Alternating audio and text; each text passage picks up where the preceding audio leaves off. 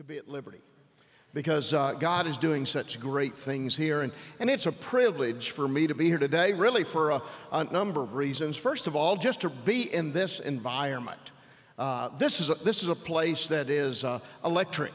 And God is using it in a great way. Recently, and I'm certainly no physicist, I read a little, I guess a preacher's description of what happens with a laser. And they said that a laser is really waves of light that are piled on top of each other and then focus those photons that are there. And as you do that you have that together. Well, here at Liberty, you have an excitement, you have a commitment to the Word of God, you have a fellowship that is there and leadership that comes together to make Liberty University a place that is focused. You're a laser. You're a laser in this country. And so we're grateful for what God is doing in your life. And I want to tell you, the impact that you have as a student body, as you've just heard, goes far beyond this campus. It goes across the nation and around the world. So it is really a privilege for me to be here. And also to say to you that as you come together in this place, God has given to you such an opportunity, just a wonderful opportunity to make a difference, to do something in the world that need is so desperate. The need is so desperate to touch the hearts and lives of people. Here, you have week after week the chance to hear probably the finest set of leaders that any institution. In fact, you're going to hear here at Liberty more great leaders in this country than probably any other institution in America. And in a few moments, you're going to hear one of those today. That is an incredible opportunity. So I want to say to you as we begin today that there are two things. First of all, you have a great privilege. You know stuff, you hear stuff, the rest of us don't hear, and we don't get the opportunity. What a great privilege that is for you. But also with it comes a responsibility. You're able to look, you're able to hear, you're able to see, and your influence makes a difference. You know, the Bible says that we are to honor our leaders. And the Bible also says that we are to pray for our leaders. And I would encourage you in that today, over these weeks and months and the years that you're here, that as you hear all of these leaders, that you will not just hear what they have to say, but you will lift them up and their families, and that you will pray for them. Pray for them that God would watch over and protect them. And the truth of the matter is, you know what? Some of our leaders are easier to pray for than others. That's always the case. That's the way it is with pastors and friends and everybody we know. But you know what? The Lord still gives to us that opportunity and that responsibility. So as you sit here today, Liberty University, you have a privilege. You have a privilege and you have a responsibility. Don't turn around and think, well, somebody ought to be doing something about this, or somebody ought to be making a difference, because God gives you that opportunity right here today. It's my privilege to introduce to you Trey Gowdy. I have known Representative Gowdy for a long time and have known him in a lot of different venues. I've been in Spartanburg a long time and known Trey and known his family. And Representative Gowdy is a leader, a man that is recognized across this country. I doubt today if there is any political leader in the state of South Carolina that is more popular than Trey Gowdy. I would tell you there is no leader that is more well respected than he is. And it's for a number of reasons. It's not just because of his ability. It's because I want to tell you, this is a man who is not putting on a mask ever. He just lives out his faith. I've seen him as a prosecutor. I've seen him be tough because he is protecting the public. But I've also seen him be compassionate. I can tell you stories of people that have come back that he's convicted, that would come back to him and say to him, "You were fair with me." I have seen him be compassionate with people and to care about victims. I have seen him take care of people. I've seen him go out of his way. I've seen him as a man who walks in his community, and you always get the same thing from Trey. And he is well respected and well loved. He has a wonderful family. Terry, his son Watson, his daughter Abigail, and they are known throughout Spartanburg and the upstate and the state of South Carolina as a family that loves the Lord. Even in his own church, he is there, he serves, he is respected. There is nothing about him that is in any way duplicitous. God has used him in a great way. And several years ago, when he became our congressman there in the 4th District, we were honored and privileged to have him serve us. And now, as a man who is entrusted with tremendous responsibility, I'm going to tell you, I know of no one that does a better job of balancing the responsibilities they have with their walk with the Lord and seeking to serve him. We are proud of him, grateful for him. You're going to hear a man today who is extremely intelligent, who has great ability, and is focused on doing what is right. I've had the opportunity to see Trey in a lot of different situations and have a lot of different conversations with him. But I've also known him as somebody who always has time for someone else. I would tell you this, I don't think we've ever had a conversation. We have never had a conversation. Many times I've gone to him and say, listen, I know you have a lot of stuff. I don't want to bother you. I know this is going on. Trey, I want you to know that I'm praying for you. And I do pray for him. I carry a little card and I pray for him regularly. But he always ends up being an encouragement to me. And every person that he knows would tell you that's exactly what happens. Not only is he a leader in our nation, but he cares about people.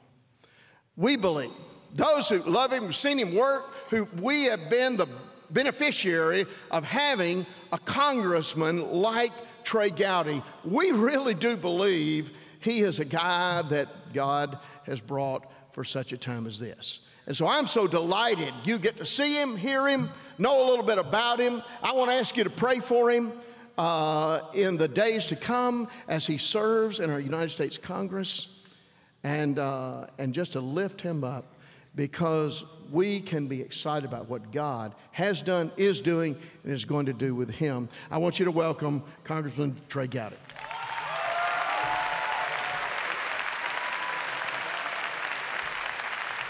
Thank you very much. I need to take you with me everywhere I go. That is the nicest introduction I think I have ever had. Every time I'm introduced, I'm reminded of what a difficult time I have had keeping a job throughout my career. I also want to, so thank you, Pastor Hamlet. Thank you more than anything else for being a source of accountability and encouragement to me, even since I was a young fella. And I want to thank Liberty for your very warm, gracious, hospitable welcome to me. I am a member of the world's least popular body, so I am grateful that anyone would be willing to be seen in public with me. We are at 7% in the public approval polls. And if you're wondering who that 7% is, it's for the most part family and staff. I used to say that, and then somebody told me back home that my mom now tells her friends that I am unemployed rather than risk telling them where I work. And my father no longer introduces me as a member of Congress. He tells people I'm a trial lawyer. So if that gives you any idea where we are, but there is a wonderful member of Congress who actually happens to represent this very district, and his name is Bob Goodlatte. And I want you to know, Chairman Goodlatte is in Florida today, but he has been wonderful to me. He's the chairman of the Judiciary Committee. Well before he was the chairman, he was somebody that I respected because of his legal abilities. I have been to other parts of this district with him. So next time you run into him, tell him how grateful I am for his kindness and his leadership in the House. For those of you who are interested in watching NCAA basketball today, are any of you going to watch the games? All right, I promise to have you out of here by halftime of tonight's game. All right, most of our fellow citizens think that our country is headed in the wrong direction. And I am not here to make a political speech. You may or may not agree with that, but the polling indicates that most of our fellow citizens think the country is headed in the wrong direction. You may think that the country is headed in the right direction, but you think we ought to go at a quicker pace. So what I want to share with you this morning is equally applicable no matter what. If you're a part of that 70% that has an angst and an uncertainty about the direction and the future of our country, then I have a word for you. If you're in that 30% that think we're headed in the right direction but think maybe we ought to head there a little quicker, then I have a word for you. If my people who are called by my name shall humble themselves and pray and seek my face and turn from their wicked ways, then I will hear from heaven and forgive their sin and heal their land. The first time I saw that passage, it was sent to me by a friend of Pastor Hamlet's and mine, Dr. Ed Young, in Houston, Texas, sent that to me, and my eyes immediately went to the very first part of that verse. If my people. Note that it does not say if John Boehner, if Mitch McConnell, if President Obama, if the United States Supreme Court, if the governor of Virginia. It says, if my people. That verse is directed to the very same people who founded and defended and furthered and nurtured this country. It is directed to you. So if you think that that call to action, that call to arms is for someone else, if it's for the politicians, if it's for your professors, if it's for people on city or county council, then you're wrong. It's directed to you. And I want you to do something for me. I want you to think right now, in your own lifetime, has the influence of the government gone up or down, and has the influence of the church gone up or down? Because from where my vantage point, the influence of the government is going up and the influence of the church is going down. You just ask yourself, are there sick people in your community, either here or at home? Who do they look to for help? Yes, we have charitable hospitals. Yes, we have free clinics. But who do most of your fellow citizens look to when they're sick? Who do they look to in retirement? Do they look to the church? Do they look to family members? Do they look to the government? How about if your kids aren't being educated the way you think they ought to? Who do they blame? The teacher, the principal, the school board, or themselves? So what concerns me more than any other issue right now, you can pick, there are lots of important issues going on right now. But I want you to think more globally about the influence on our culture of the church versus government or other influences. And I want you, depending on how you answer that question, whether or not you think the influence of the church is going up or down, or whether you think the influence of government is going up and down, I want you to do something. And I know you're sitting there thinking, come on, old man, we have enough reading. Don't assign me extra reading. I want you to read something. I want you to read something called the Million Dialogue. And if you're looking for it, it's in a book by Thucydides called the Peloponnesian War. And it's a conversation, it's a dialogue between the people, the millions, the people from Milos, and the Athenians. They were about to wage war against each other. Athens was huge and powerful. The millions were small. And there's a dialogue, it's a debate between the Athenians and the millions. And the millions were having to decide whether or not to surrender and capitulate or whether or not to fight, even though they knew they were going to lose. There was no way the millions could beat the Athenians. Every commonsensical notion told them to surrender or partner with the Athenians. So there's a dialogue back and forth. The millions were pure. The millions were idealistic. And then the millions were destroyed. What do you believe in enough to lose? What do you believe in enough that you would march forward even if you knew that you were marching forward to a certain defeat? I want you to read the Million Dialogue. It's short. I made every employee at the district attorney's office read it. Some of them have not forgiven me for making them read it, but I made every one of them read it, and then I asked them 2 questions. Which do you value more, truth or freedom?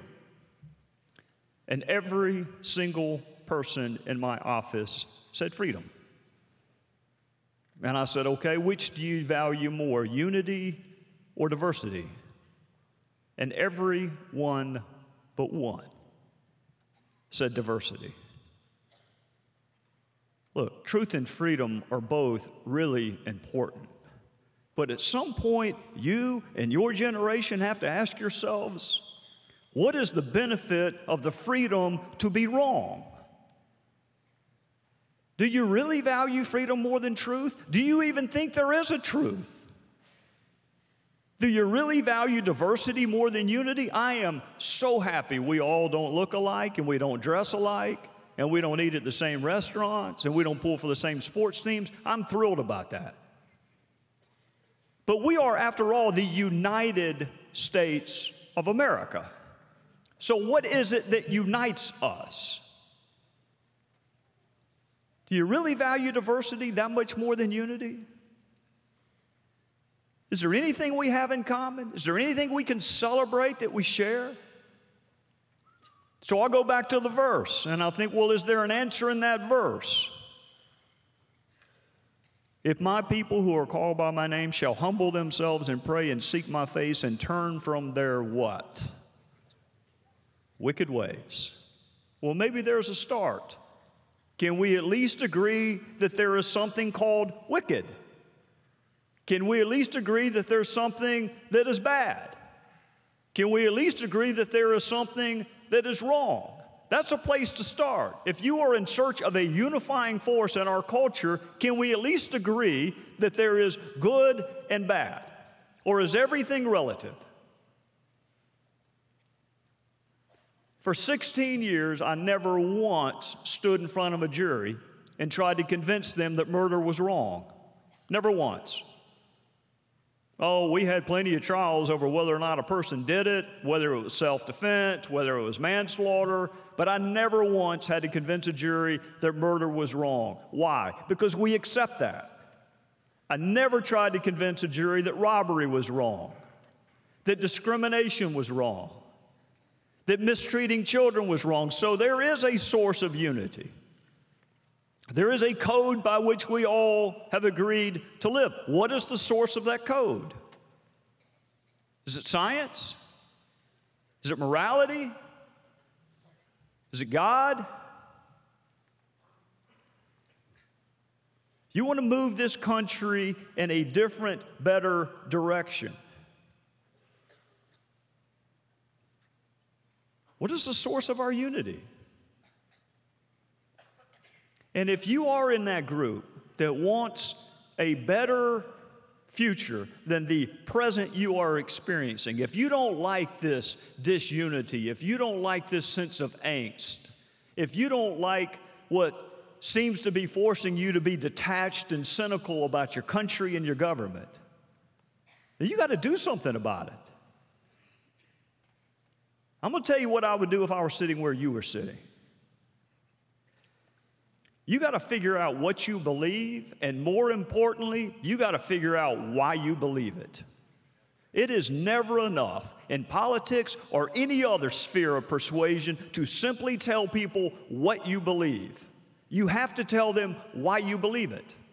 Do you believe in personal responsibility? Why? It's easy, because if you're going to be free, there has to be a corresponding responsibility, right? If you're going to have the freedom of the press, there has to be a responsibility to print the truth. If you're going to have the freedom to keep and bear arms, there has to be a corresponding responsibility to use those arms in a responsible way. What do you believe?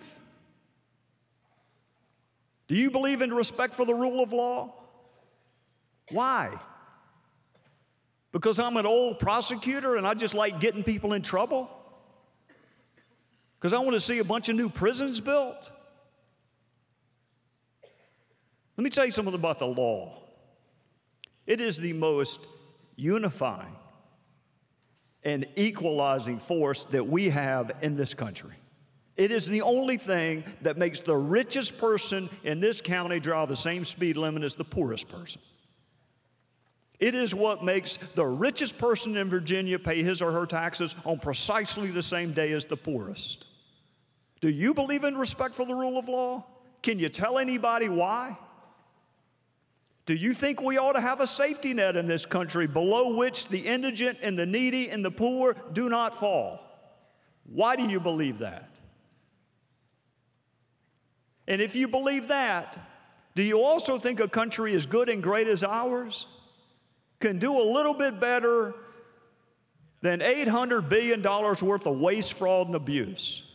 Can you have both of those? So if you don't like the direction of our country or you want a better future, what do you believe and why do you believe it? Secondarily, you can be the smartest person in the world, and if you can't communicate what you believe, you're not going to be very successful. So you do need a message, and that message better be why you believe what you believe, but you also need a very effective manner or method of communication. In other words, you need to learn how to persuade. How do you persuade in life? Facts, authenticity, sincerity, credibility. You want to persuade, change people's minds to come around to your way of thinking on whatever issue it is, and I don't care about your politics. They're none of my business. You can have whatever politics you want.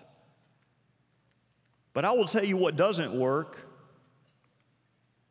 insulting people. Any of you been married for more than a week? Any of you aspire to be married at any point in life?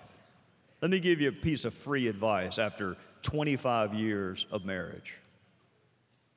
Insulting people does not work if your objective is to persuade.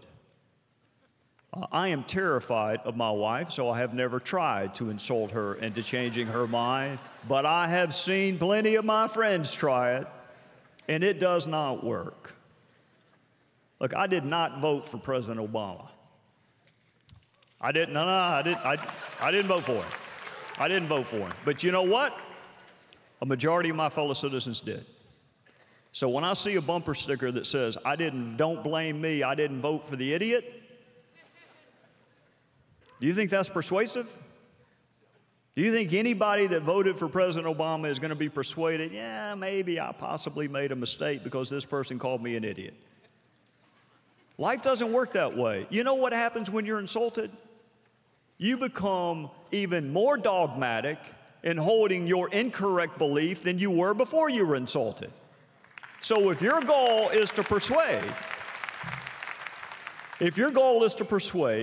you shouldn't be insulting people. Let me tell you what else doesn't work. Hypocrisy. Telling other people how to live their lives, but you live your life a different way. Telling people that they ought to be doing X while you're doing Y. And trust me, I work in a line of work where I see a lot of it. And yes, we're all hypocrites to a certain extent, every one of us. But there are different gradations of hypocrisy. And if you are going to say that the Lord called you to go into politics, you better act like it. And if you're not going to act like it, then leave His name out of it. Furthermore,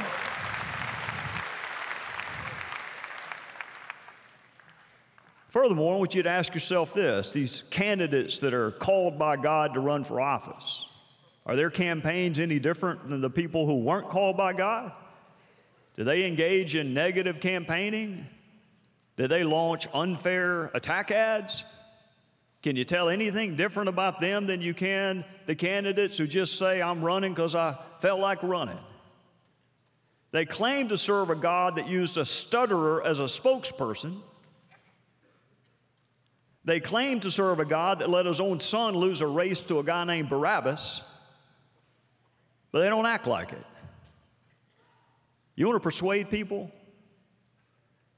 Hypocrisy doesn't work. Insults don't work. What does work? A relationship. The person has to know that you care about them. They have to know that you care about them. There are two people in politics that I think do a wonderful job of that, and I don't care whether you support either one of them. One is Marco Rubio. Marco Rubio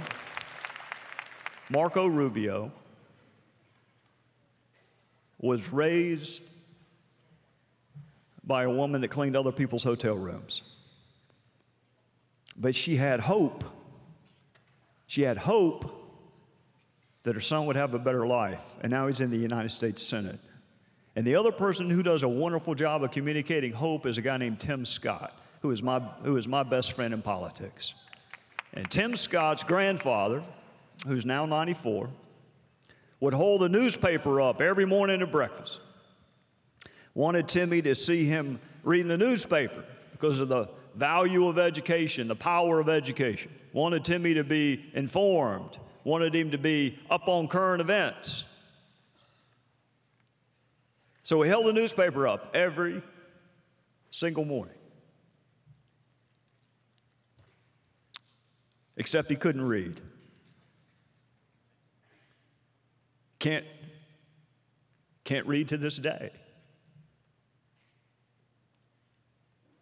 But he wanted to communicate hope to his grandson about the power of education. You want to persuade people? Do you speak in hopeful terms? Do you communicate hope? Are they convinced that you have their best interest at mind? Last fall, my wife made me go to a wedding with her. Let me rephrase that. My wife and I went to a wedding last fall. And I was watching a football game on my iPhone, but it's the only way I agreed to go. Look, if you want me at your wedding, don't plan it in the fall in the South. So I'm watching a football game, and I hear that same verse I hear at every other wedding. These three things remain: faith, hope, and love. The greatest of these is love. We already knew that. I knew that. Comes right before the unity candle. But I started thinking to myself, okay, love wins. I get that. I know that.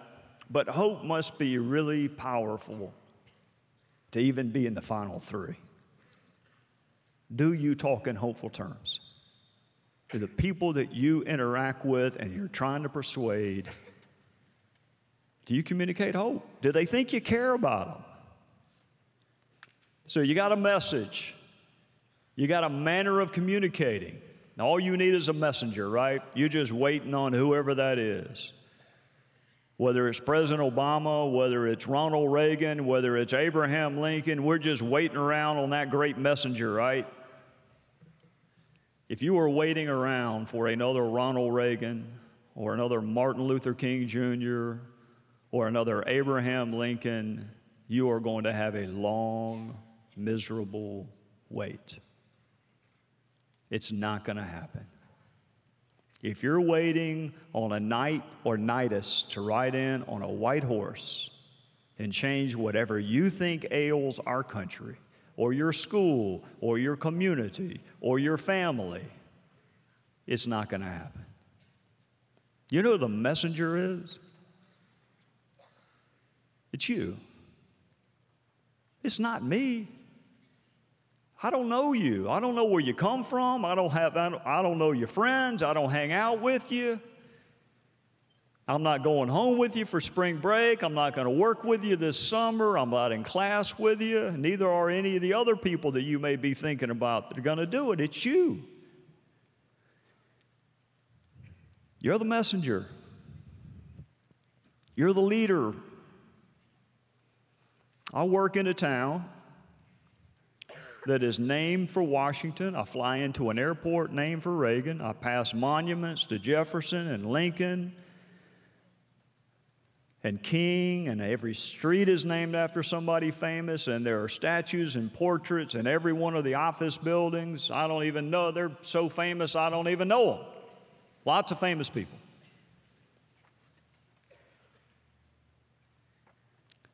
And when you fly in on an airplane into Reagan, the pilot usually says you may want to look off to this side to see this monument, or you want to look here and see the Washington Monument or the White House. I don't lean forward for any of that. Not anymore. I've seen it. You know what I think about when I fly into Reagan? I think about a guy you've never heard of. You've never heard of him. I was about your age. I was exactly your age, watching television with my father. February, in the throes of a terribly frigid winter in Washington, and a plane crashes into the 14th Street Bridge. And all the passengers except a half dozen were killed on impact, and those half dozen were in the icy waters of the Potomac River. And I'm watching this on television with my dad. This is before 24-hour news, but it was captivating the country. So you got these people in the icy waters of the Potomac, and you got the whir of a helicopter coming. And that helicopter lowers a rope ladder into the waters of the Potomac, and it falls into the hands of a man you've never heard of before. If I called his name right now, you don't know him. So he has life in his hands, and he passes it to a stranger. And that person is hoisted to safety, and the helicopter takes her away, and it comes back, and the same scene repeats itself 4 more times. And every time, he's got his hands on a rope ladder. He is this close to saving his life.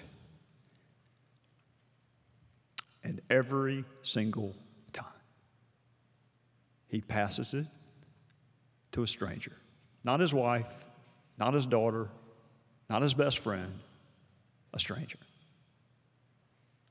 And when the helicopter came back for him, he had succumbed to fatigue